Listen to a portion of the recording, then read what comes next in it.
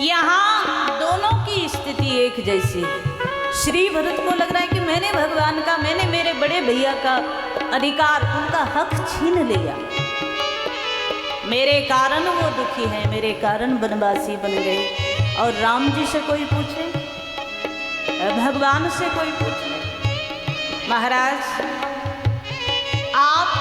आपको जिस समय सिंहासन आरूढ़ होना है ये सूचना मिली तो कैसा लगा? राम जी से कोई पूछे। श्री भगवान आज एकांत में राजभवन में बैठे हैं। जिस समय गुरुदेव का आगमन हुआ और गुरु वशिष्ठ जी महाराज ने सूचना दी कि राम करहु सब संयम आजो, आज आप पूरा संयम से जीवन जिए, कल सुबह प्रातः काल अवध का सिंहासन आपको मिलेगा, आपका राज्याभिषेक होगा। क्या दिव्यता रही होगी महाराज, इसीलिए तो आज लाखों वर्षों के बाद भी हम राम जी को प्रणाम करते हैं, सिर झुकाते हैं। क्या दिव्यता रही होगी। एक और भरत कहते हैं ये सब राम जी का है, इसे मैं स्वीकार नहीं कर सकता, और एक और राम जी सोच रहे हैं। जिस समय सूचना मिली कि सब अधिकार मुझे मिलने वाला है, सिंहासन मुझे मिलने वाला है, राम जी सोच रहे हैं कि ये अनुचित हो रहा है, ठीक नहीं हो रहा है। क्या अनुचित हो रहा है? तो कहा मेरा वंश तो बड़ा अच्छा है, सूर्य वंश है, इस विमल वंश में सारी परंपराएं अच्छी हैं, पर इस विमल वंश में एक परंपरा मुझे ठीक नहीं लग रही। कौन सी? बोले बंधु विहाई बड़े ही आवश्यक हो। भगवान के वचन है, छोटे भाई को छोड़कर बड़े को सिंहासन पर बिठा दिया जाए, ये बात मुझे पसंद नहीं आई। राम जी बोले, और बड़ा सुंदर भगवान बोल रहे हैं। श्री भगवान रात्रि में अपने भवन में बैठ करके सोच रहे हैं, जन में एक संग सब भाई, भोजन शयन केली लड़काई। राम जी सोच रहे हैं सब भाइयों ने एक साथ जन्म लिया, सब एक साथ खेले, एक साथ खाया, एक साथ क्रीड़ा की, एक साथ शयन किया, और करण वेद उपवीत ब्याह, संग संग सब भय उछा।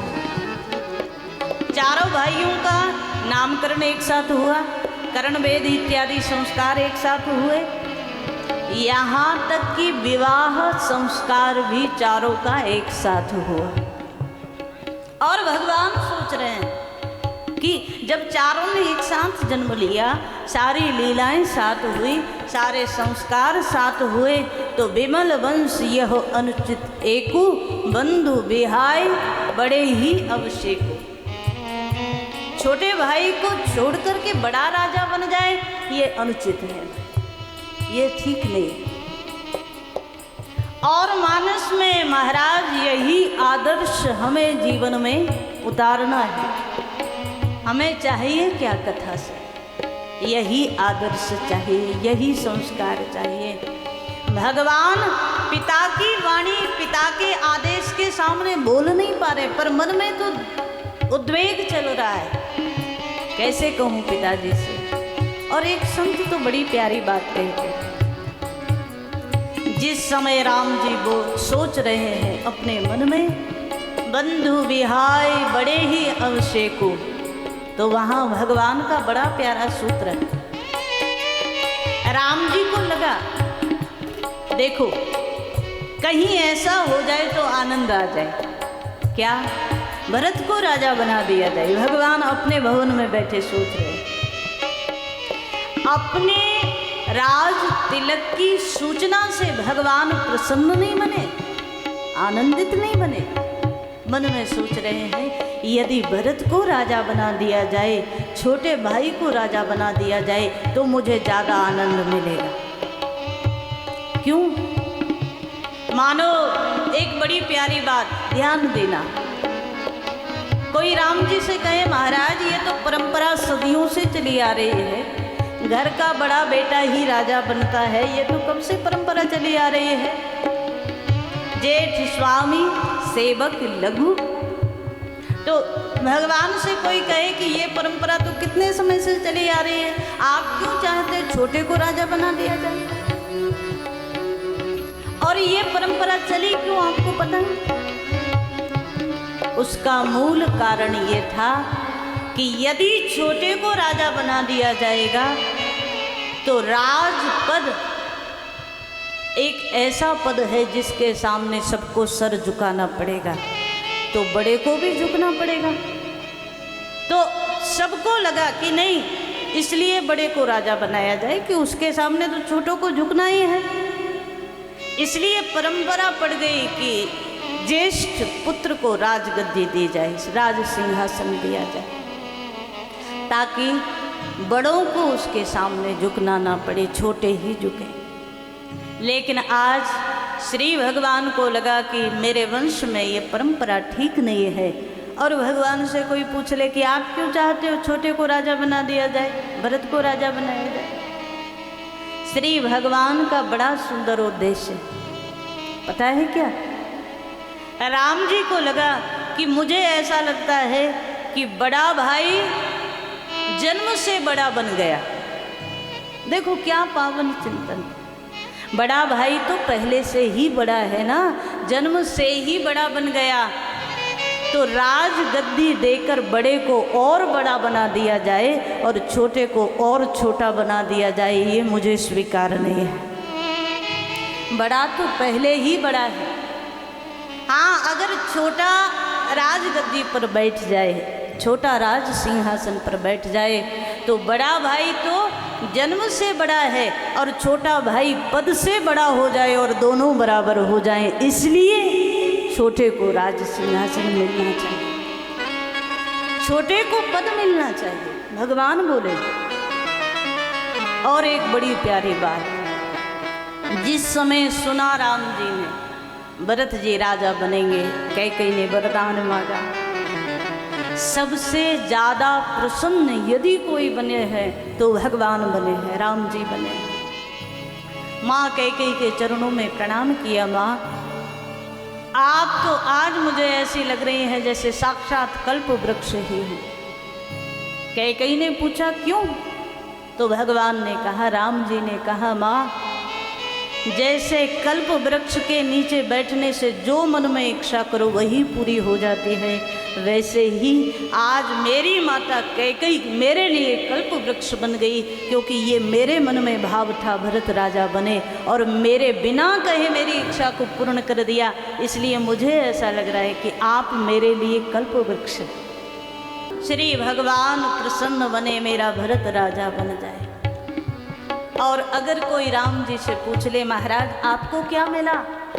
आप तो राज सिंहासन भी गया, परिवार का भी त्याग करना पड़ेगा, अयोध्या का भी त्याग करना पड़ेगा, आपको तो वन में जाना पड़ेगा, आपको क्या मिला भरत को राजा बना? श्री भगवान इतने प्रसन्न बने हैं और राम जी ने अपने वन गमन को कभी देश निकाले के रूप में स्वीकार नहीं किया, वरना तो कोई और होता, महाराज जीवन भर रोता, मेरे भाई के कारण मुझे वनवासी बना दिया। भगवान बोले हैं, मुझे तो सब कुछ मिल गया, विधि सब विधि मोहे सन्मुख आज। विधाता सब तरीके से सबके ऊपर सन्मुख नहीं होता, एक ओर से कहीं सन्मुखता हो जाए, एक ओर से अनुकूलता बन जाए तो दूसरी ओर प्रतिकूलता जरूर होती। लेकिन श्री भगवान बोले, आज विधाता मुझे सब तरीके से सन्मुख। किसी ने पूछ लिया कैसे? कहा, महाराज मुझे आज ऐसा लग रहा है तात वचन, यदि मैं वन के लिए गया तो कितने लाभ, मैं मेरे पिताजी की ओर देख रहा हूँ। भगवान बोले, राम जी बोले, मैं जब पिताजी की ओर देखता हूँ तो मुझे लगता है पिताजी के वचन की रक्षा हो जाएगी, सत्य की रक्षा हो जाएगी, इसलिए पिताजी के प्रति भी अनुकूलता हो गई। तात वचन पुनि मातु हित, माँ का हित हो जाएगा। क्योंकि जिस कैकेयी माँ ने वरदान मांगा है राम जी के वन के लिए और भरत जी के राज सिंहासन के लिए, यदि मैं वनवासी हो गया तो पिता का वचन निभ जाएगा और माँ का हित हो जाएगा, तो माँ की भी अनुकूलता हो। तीसरी बात बड़ी प्यारे कहते हैं, भाई भरत अस राव, यदि मैं वन को चला गया तो राजा बनेंगे भरत, प्राण प्रिय पावहि राजू, भरत राजा बनेंगे। और भरत राजा बनेंगे ना तो मैं 14 वर्ष वन में रहूँगा और तब 14 वर्ष की अवधि में सारी प्रजा को ये पता चल जाएगा, सबको ये समझ आ जाएगा कि भरत से ज़्यादा बढ़िया राजा राम भी नहीं हो सकते। और भगवान की भावना को एक क्षण के लिए सोचो, चिंतन करो। राम जी तो कहते हैं कि 14 वर्ष के लिए मैं बन जाऊंगा ना, और 14 वर्ष में प्रजा भरत का राज्य देखेगी, शासन देखेगी, तो सारी प्रजा भरत के पक्ष में हो जाएगी। और तब मैं 14 वर्ष के बाद भी लौट कर आऊँगा ना, तो मैं तो चाहता हूँ कि प्रजाजन कहे कि अब राम नहीं भरत ही राजा रहे, 14 वर्ष के बाद भी भरत ही सिंहासन पर रहे। किसी ने कहा आपको क्या मिला? पिता का वचन निभ गया, ठीक है, कैकेयी माँ का हित हो गया, भरत को सिंहासन मिल गया, पर आपको क्या मिला? श्री भगवान बोले हैं मानस में, मोकह दर्श तुम्हार प्रभु सब मम पुण्य प्रभाव। महात्माओं का दर्शन मुझे मिलेगा, महात्माओं का सत्संग मुझे मिलेगा, साधना करने का समय मुझे मिलेगा, और मेरे लिए सबसे ज़्यादा आनंद का विषय है। एक क्षण के लिए सोच कर देखो, कहीं भी थोड़ा रंच मात्र भी स्वार्थ जीवन में आ जाता तो राम कथा नहीं महाभारत होता महाराज। महाभारत में और राम कथा में इतना ही अंतर है। महाभारत में भाई भाई संघर्षरत है, और राम कथा में भी एक शब्दों में, एक भाव में अगर हम कहें तो वहाँ भी भाई भाई लड़े हैं, श्री राम और भरत लड़े हैं, लेकिन एक दूसरे को देने के लिए, लेने के लिए कोई नहीं लड़ा महाराज। ये राम कथा है। एक बार सच्चा संबंध, एक बार सच्चा प्रेम हृदय में जगा करके तो देखो, दुनिया में कोई इतना बड़ा मूल्यवान लगेगा नहीं जितना आपको अपने पारिवारिक संबंध मूल्यवान लगेंगे। जितना भाई भाई का संबंध आनंद देने वाला होगा ना, उतना दुनिया में और कोई चीज आनंद देगी नहीं। सब्सक्राइब करें टोटल भक्ति को। अब हमारे वीडियोस को सबसे पहले देखने के लिए बेल आइकन को दबाना ना भूलें।